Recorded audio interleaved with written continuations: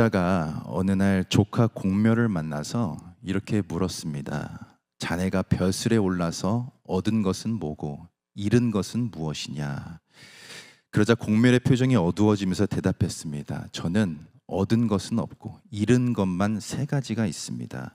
첫째는 나란 일이 너무 바쁘다 보니까 공부할 겨를이 없어서 학문이 후퇴했고, 둘째는 봉급이 너무 적어서 부모님을 제대로 봉양하지 못했고, 셋째는 일에 하도 쫓기다 보니 동료들과 시간을 보내지 못해 관계가 무너졌습니다. 공자가 이번에는 공멸과 똑같은 벼슬에서 일하고 있던 자기의 제자 복자천에게 같은 질문을 했습니다. 그랬더니 복자천은 미소를 지으면서 이렇게 말했습니다. 저는 잃은 것은 없고 얻은 것이 세 가지 있습니다. 첫째는 글로만 읽었던 것을 실천으로 옮기니 학문이 더 밝아졌고, 둘째는 봉급을 아껴서 부모님께 효도하니 부모님에 대한 사랑을 더 알게 됐고, 셋째는 일이 바쁜 중에도 시간을 내어 동료들과 시간을 보내니 관계가 더 깊어졌습니다. 공멸과 복자천은 같은 일을 하고 있었지만 전혀 다른 삶을 살고 있었습니다. 똑같은 일을 하고 똑같은 삶을 살아도 누구는 세 가지를 잃었다고 푸념하는데 누구는 세 가지를 얻었다고 말합니다. 우리가 어떤 관점으로 우리의 인생을 바라보느냐에 따라서 모든 것이 바뀔 수 있다는 것을 말해주는 이야기입니다. 여러분, 그리스도인은 세상을 바라볼 때 세상이 기준이 되어서 바라보는 사람들이 아닙니다. 하나님이 기준이 되고 말씀이 기준이 되고 우리의 믿음이 기준이 되어서 세상을 바라보는 사람들이 그리스도인입니다. 오늘 우리가 읽은 이 긴 본문은 여기에 대해서 말해주고 있습니다. 믿음의 백성들은 세상을 어떤 눈으로 바라봐야 되는가? 저희들이 민수기를 통해 지난주에도 계속 살펴봤던 내용이 뭐였냐면, 출애굽한 이스라엘 백성이 하나님을 원망하고 또 하나님께 불평하게 되면서 40년의 광야 생활을 하게 되는데, 그 과정에서 출애굽 1세대가 출애굽 2세대로 점점 교체되어 갔다는 겁니다. 그래서 지금 가나안 땅으로 들어가기 위한 마지막 준비를 하고 있는데, 오늘 본문은 이제 출애굽 2세대 중에서 전쟁에 나갈 만한 20세 이상의 그 군대를 계수하는 내용입니다. 그러니까 가나안 땅에 들어가서 그 땅을 정복해 나아가야 했던 이스라엘 백성들이 각 지파별로 전쟁에 참전할 만한 자의 숫자를 세어봤다는 겁니다. 근데 사실 오늘 본문이 첫 번째로 군대를 계수한 내용이 아닙니다. 민수기 1장에 보면 이스라엘 백성이 애굽에서 나와서 딱 1년이 지난 그 시점에 1차 군대 계수를 하게 됩니다. 그런데 이제 세대가 교체되면서 다시 한번 오늘 본문에서 2차로 군대를 계수하게 된 것입니다. 그렇다면 1차 계수 때하고 2차 계수 때와 뭐가 달라지게 되었는가? 오늘은 여기에 대해서 살펴볼 텐데, 이것을 통해 하나님의 백성은 어떤 눈으로 세상을 바라봐야 되는지에 대해서 함께 묵상할 수 있기를 소망합니다. 오늘 본문 먼저 1절과 2절을 다시 읽어보면, 연병 후에 여호와께서 모세와 제사장 아론의 아들 엘르아살에게 일러 가라사대, 이스라엘 자손의 온 회중의 총수를 그 조상의 집을 따라 조사하되 이스라엘 중에 무릇 20세 이상으로 능히 싸움에 나갈 만한 자를 계수하라 하시니.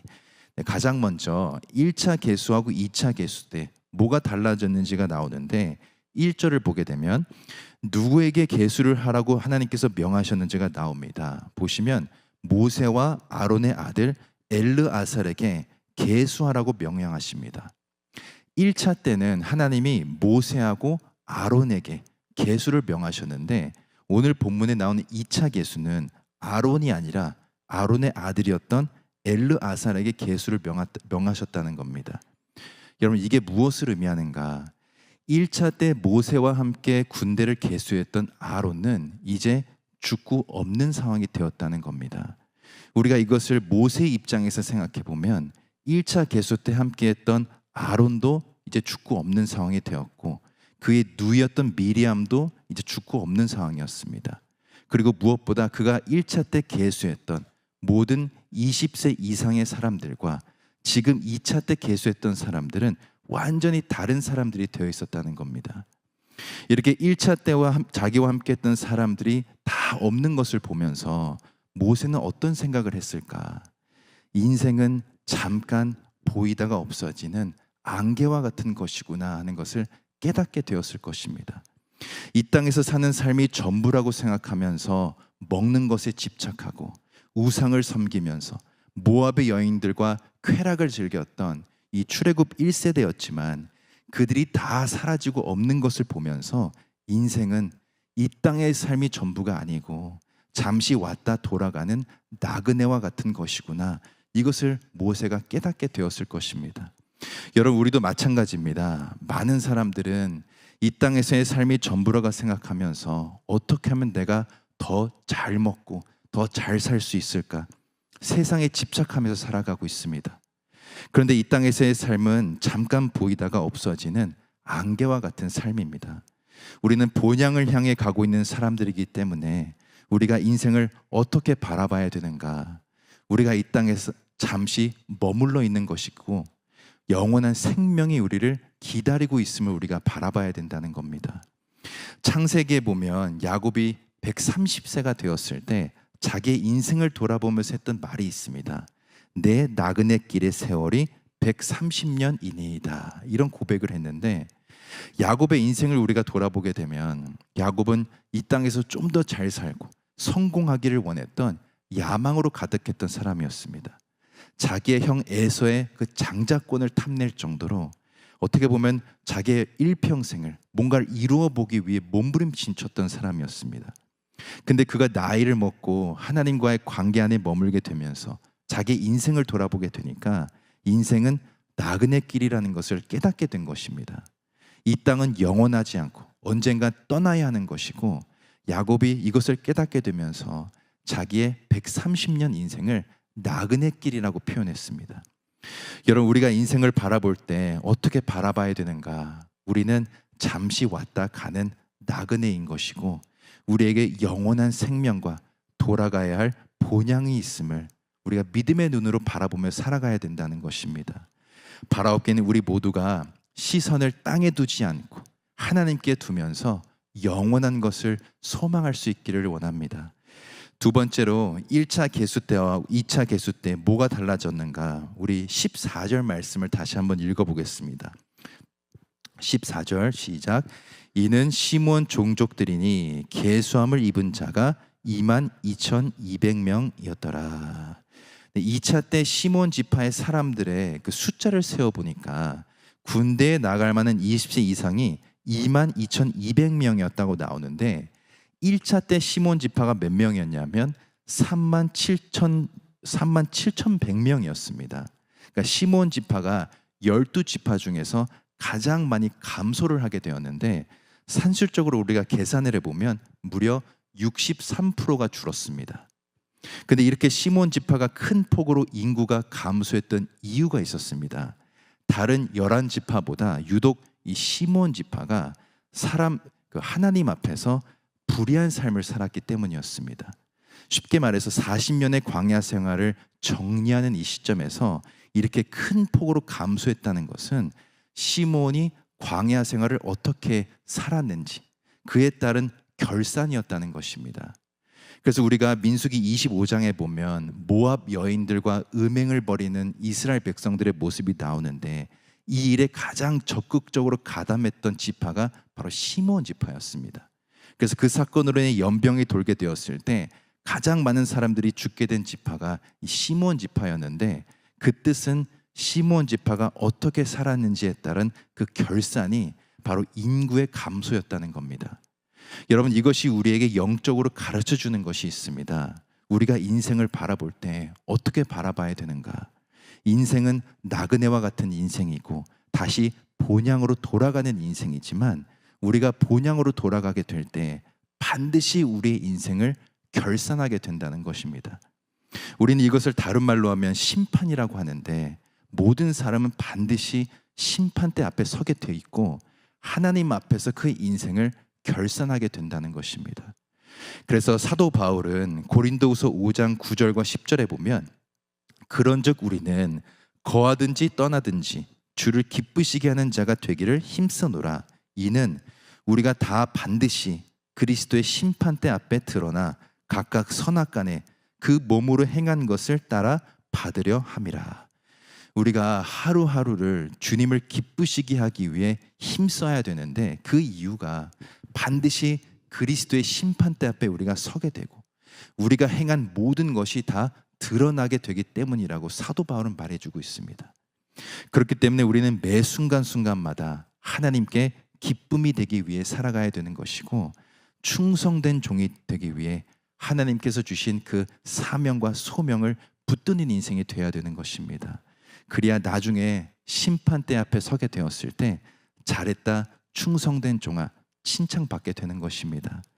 마지막으로 1차 계수와 2차 계수가 어떻게 달랐는가, 우리 마지막 절인 51절 한번 읽어보겠습니다. 51절 시작. 이스라엘 자손의 계수함을 입은 자가 60만 1,730명이었더라. 2차 때 총 계수한 총 인원이 나오게 되는데 60만 1,730명이었다고 나옵니다. 그럼 1차 때 계수한 인원은 얼마였는가?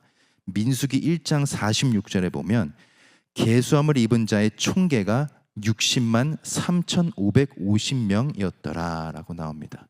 그러니까 1차 때에 비해 2차 때 한 1,800명 정도가 줄었는데, 전체적으로 우리가 보게 되었을 때 매우 적은 숫자가 감소했다는 것을 알 수 있습니다.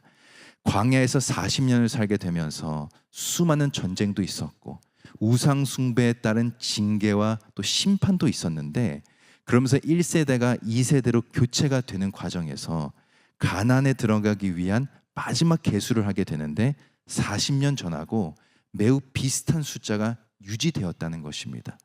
여러분, 이게 무엇을 의미하냐면 하나님이 이스라엘 백성들을 지키실 때 한결같은 모습으로 지키시고 은혜를 내려주셨다는 것을 보여주는 것입니다. 우리가 이것을 단순하게 생각해봐도 그 수많은 전쟁을 치르고 전염병이 돌게 되면서 징계와 심판을 받게 되었는데 숫자가 크게 감소해 있지 않았다는 것은 이게 하나님의 은혜로밖에 우리가 설명이 안 되는 것입니다. 이스라엘 백성들을 향한 하나님의 은혜가 변함없이 끝까지 유지되었다는 것이고, 이스라엘이 아무리 범죄하고 불순종했어도 약속을 성취해 나가시는 하나님의 계획에는 변함이 없으셨다는 것입니다. 여러분, 이것이 우리에게 주는 영적 교훈은 우리를 향한 하나님의 은혜도 이와 같다는 것입니다. 늘 변함없는 은혜로 우리를 지켜주고 계시고, 우리가 비록 연약해서 실패하고 넘어질지라도 우리를 향한 하나님의 약속은 변함없으시다는 것입니다. 우리가 늘 이런 눈으로 세상을 바라보게 될 때 더욱 하나님의 크신 은혜를 우리가 경험하게 되고 모든 것이 하나님의 은혜임을 우리가 고백하는 인생이 되게 되는 것입니다. 사랑하는 성도 여러분, 그리스도인은 인생을 바라보는 눈이 달라야 할 줄로 믿습니다. 잠시 왔다 가는 나그네 같은 인생임을 우리가 깨닫고 하루하루를 하나님께 기쁨이 되기 위해 우리가 살아가야 되는 것이고, 비록 우리가 실수하고 넘어져도 하나님께서 한결같은 은혜로 우리를 붙들어주고 계심을 우리가 날마다 믿고 나아가게 될 때 하나님께 기쁨이 되는 인생이 될 줄로 믿습니다. 오늘 하루도 하나님께서 저희들에게 귀한 하루 허락하셨는데 주신 이 말씀 붙들고 오직 하나님의 영광만을 위해 살아가는 저와 여러분이 되시기를 예수 그리스도 이름으로 간절히 축원드립니다. 함께 기도하겠습니다. 사랑의 하나님, 오늘도 말씀을 통해 은혜 주시니 감사합니다. 저희들 잠시 왔다가 없어지는 안개와 같은 인생임을 깨닫게 하셔서 하루하루를 오직 하나님을 위해 살아가는 인생 되게 하여 주옵소서. 비록 넘어지고 실수해도 한결같은 은혜로 붙들어주고 계시는 하나님께 다시 돌아가는 인생 되게 하시고 우리의 삶 가운데 오직 하나님의 영광만이 드러나게 하여 주옵소서. 오늘도 간절한 기도의 제목들을 가지고 나오신 우리 성도님들 기억하셔서 두세 사람 모인 곳에 하나님께서 임재한다 말씀하셨사오니 우리의 모든 기도를 들어주시고 하나님의 선한 때에 모든 기도의 제목들이 응답되는 역사가 있게 하여 주옵소서. 특별히 몸이 아프신 권속들, 또 마음에 시험이 들어서 힘들어하는 권속들이 있습니다. 하나님께서 치유의 광선 내려주셔서 영과 육이 깨끗하게 회복되게 하시고 그들의 삶 가운데 오직 하나님의 선한 능력만이 나타나게 하여 주옵소서.